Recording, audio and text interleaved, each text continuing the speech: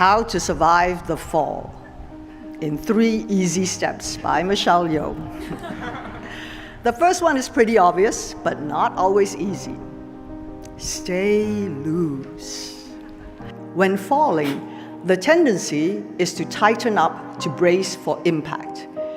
But in truth, the safest thing one can do is remain calm, even curious about the shifting world around you. Second piece of advice. Know your limits. Although understanding what you can do is essential, understanding what you can't do is pretty important too. This works on 2 levels, both internally and externally.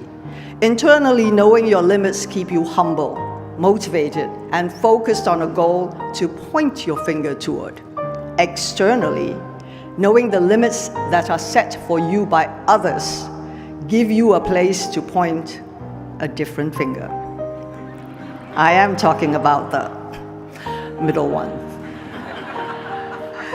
In other words, limitations set by yourself give you boundaries to respect, but limitations set by others give you boundaries to bust through.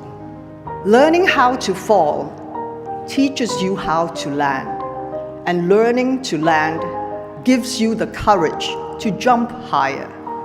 Because our limitations become our challenges, and there is nothing like a challenge to keep you working, striving, and pushing for more. This brings me to the third and final tip. Find your people. Life is not always a zero-sum game. For every winner, there doesn't have to be a loser. In fact, most success stories are less about competition and more about collaboration. The truth is, I could not have done any of this alone.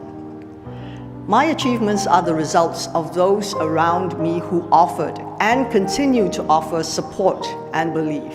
There are times where, as much as I don't want to let myself down, I don't want to let them down even more.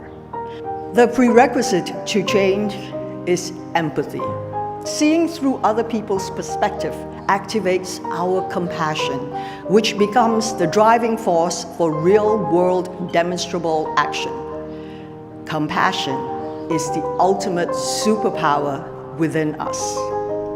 When you are leaping without a safety net, people become your safety net, and you become theirs.